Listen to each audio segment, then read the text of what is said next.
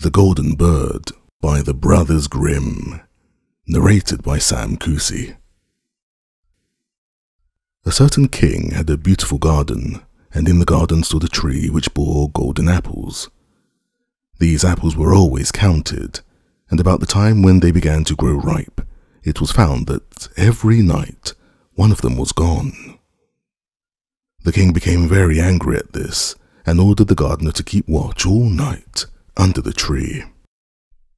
The gardener set his eldest son to watch, but about 12 o'clock he fell asleep, and in the morning another of the apples was missing.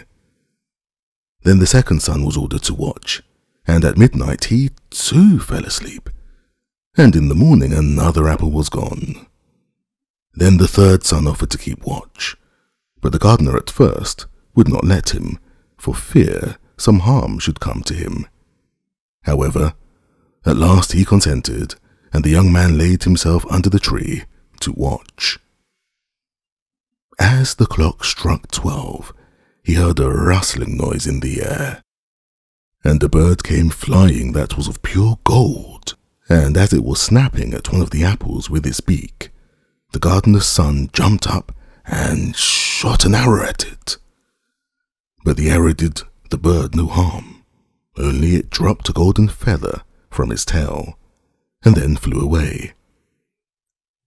The golden feather was brought to the king in the morning, and all the council was called together. Everyone agreed that it was worth more than all the wealth of the kingdom. But the king said, "One feather is of no use to me. I must have the whole bird."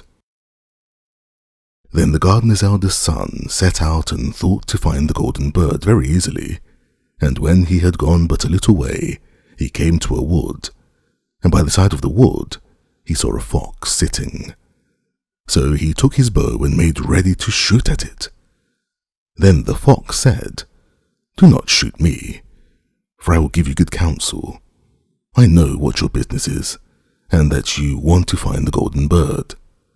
You will reach a village in the evening, and when you get there, you will see 2 inns opposite to each other, one of which is very pleasant and beautiful to look at. Go not in there, but rest for the night in the other, though it may appear to you to be very poor and mean."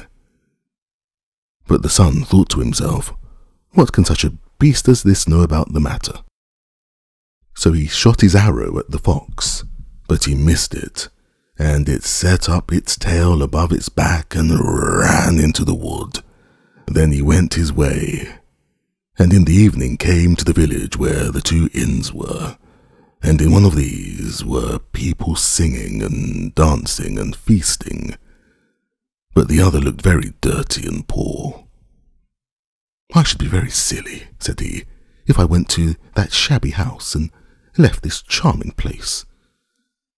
So he went into the smart house and ate and drank at his ease, and forgot the bird, and his country too. Time passed on, and as the eldest son did not come back and no tidings were heard of him, the second son set out, and the same thing happened to him. He met the fox, who gave him the good advice, but when he came to the 2 inns, his eldest brother was standing at the window where the merrymaking was, and called to him to come in, and he could not withstand the temptation, but went in and forgot the golden bird and his country, and in the same manner. Time passed on again, and the youngest son too wished to set out into the wide world to seek for the golden bird, but his father would not listen to it for a long while, for he was very fond of his son, and was afraid that some ill luck might happen to him also, and prevent his coming back. However, at last it was agreed he should go, for he would not rest at home, and as he came to the wood, he met the fox, and heard the same good counsel. But he was thankful to the fox, and did not attempt his life, as his brothers had done. So the fox said, "Sit upon my tail, and you will travel faster." So he sat down, and the fox began to run, and away they went over stock and stone, so quick that their hair whistled in the wind. When they came to the village, the son followed the fox's counsel, and without looking about him went to the shabby inn and rested there all night at his ease. In the morning came the fox again, and met him as he was beginning his journey, and said, "Go straight forward till you come to a castle, before which lie a whole troop of soldiers, fast asleep and snoring. Take no notice of them, but go into the castle and pass on till you come to a room, where the golden bird sits in a wooden cage. Close by it stands a beautiful golden cage. But do not try to take the bird out of the shabby cage and put it into the handsome one, otherwise you will repent it." Then the fox stretched out his tail again, and the young man sat himself down, and away they went over stock and stone till their hair whistled in the wind. Before the castle gate, all was as the fox had said. So the son went in and found the chamber where the golden bird hung in a wooden cage, and below the golden cage, and the 3 golden apples that had been lost were lying close by it. Then thought he to himself, "It would be a very droll thing to bring away such a fine bird in this shabby cage." So he opened the door and took hold of it, and put it into the golden cage. But the bird set up such a loud scream that all the soldiers awoke, and they took him prisoner and carried him before the king. The next morning the court sat to judge him, and when all was heard, it sentenced him to die, unless he should bring the king the golden horse, which could run as swiftly as the wind, and if he did this, he was to have the golden bird given him for his own. So he set out once more on his journey, sighing and in great despair, when on a sudden his friend the fox met him and said, "You see now what has happened on account of your not listening to my counsel? I will still, however, tell you how to find the golden horse, if you will do as I bid you. You must go straight on till you come to the castle where the horse stands in his stall. By his side will lie the groom, fast asleep and snoring. Take away the horse quietly, but be sure to put the old leathern saddle upon him, and not the golden one that is close by it." Then the son sat down on the fox's tail, and away they went over stock and stone till their hair whistled in the wind. All went right, and the groom lay snoring with his hand upon the golden saddle.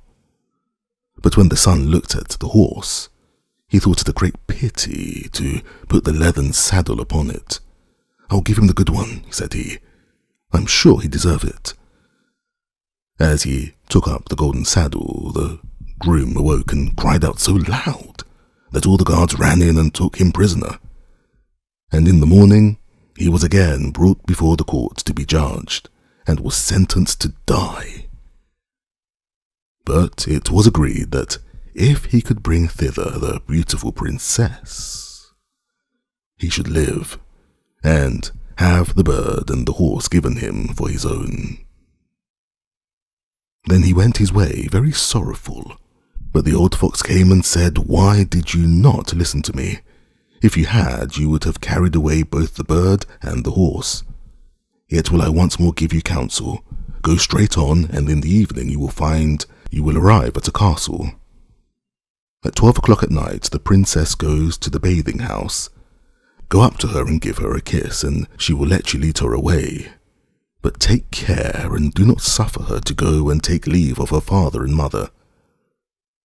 Then the fox stretched out his tail, and so away they went, over stock and stone, till their hair whistled again. As they came to the castle, all was as the fox had said, and at 12 o'clock the young man met the princess going to the bath, and gave her the kiss, and she agreed to run away with him, but begged with many tears that he would let her take leave of her father. At first he refused, But she wept still more and more, and fell at his feet, till at last he consented. But the moment she came to her father's house, the guards awoke and he was taken prisoner again. Then he was brought before the king, and the king said, "You shall never have my daughter unless, in 8 days, you dig away the hill that stops the view from my window." Now, this hill was so big that the whole world could not take it away. And when he had worked for 7 days and had done very little, the fox came and said, "Lie down and go to sleep, I will work for you." And in the morning he awoke, and the hill was gone. So he went merrily to the king and told him that now that it was removed, he must be given the princess. Then the king was obliged to keep his word, and away went the young man and the princess. And the fox came and said to him, "We will have all 3, the princess, the horse, and the bird." "Ah," said the young man, "that would be a great thing, but how can you contrive it?" "If you will only listen," said the fox, "it can be done. When you come to the king and he asks for the beautiful princess, you must say, 'Here she is.' Then he will be very joyful, and you will mount the golden horse that they are to give you, and put out your hand and take leave of them. But shake hands with the princess last. Then lift her quickly on to the horse behind you, clap your spurs to his side, and gallop away as fast as you can." All went right. Then the fox said, "When you come to the castle where the bird is, I will stay with the princess at the door, and you will ride in and speak to the king, and when he sees that it is the right horse, he will bring out the bird, and you must sit still and say that you want to look at it, to see whether it is the true golden bird, and when you get it into your hand, ride away." This too happened as the fox said. They carried off the bird, the princess mounted again, and they rode on to a great wood. Then the fox came and said, "Pray kill me, and cut off my head and my feet." But the young man refused to do it. So the fox said, "I will at any rate give you good counsel. Beware of 2 things. Ransom no one from the gallows, and sit down by the side of no river." Then he went away. "Well," thought the young man, "it is no hard matter to keep that advice." He rode on with the princess till at last he came to the village where he had left his 2 brothers. And there he heard a great noise and uproar, and when he asked what was the matter, the people said, "2 men are going to be hanged." As he came nearer, he saw that the 2 men were his brothers, who had turned robbers. So he said, "Cannot they in any way be saved?" But the people said no, unless he would bestow all his money upon the rascals and buy their liberty. Then they did not stay to think about the matter, but paid what was asked, and his brothers were given up, and went on with him toward their home. And as they came to the wood where the fox first met them, it was so cool and pleasant that the 2 brothers said, "Let us sit down by the side of the river and rest a while, to eat and drink." So he said yes, and forgot the fox's counsel, and sat down on the side of the river, and while he suspected nothing, they came behind and threw him down the bank, and took the princess, the horse, and the bird, and went home to the king, their master, and said, "All this we have done, we have won by our labor." Then there was a great rejoicing made, but the horse would not eat, the bird would not sing, and the princess wept. The youngest son fell to the bottom of the river's bed.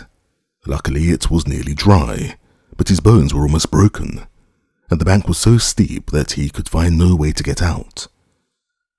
Then the old fox came once more, and scolded him for not following his advice, otherwise no evil would have befallen him. "Yet," he said, "I cannot leave you here, so lay hold of my tail and hold fast." Then he pulled him out of the river, and said to him as he got up upon the bank, "Your brothers have set watch to kill you, if they find you in the kingdom." So he dressed himself as a poor man, and came secretly to the king's court, and was scarcely within the doors when the horse began to eat and the bird began to sing, and the princess left off weeping. Then he went to the king and told him all his brother's roguery, and they were seized and punished, and he had the princess given to him again, and after the king's death he was heir to his kingdom. A long while after, he went to walk one day in the wood, and the old fox met him, and besought him with the tears in his eyes to kill him, and cut off his head and feet. And at last he did so, and in a moment the fox was changed into a man, and turned out to be the brother of the princess, who had been lost a great many years.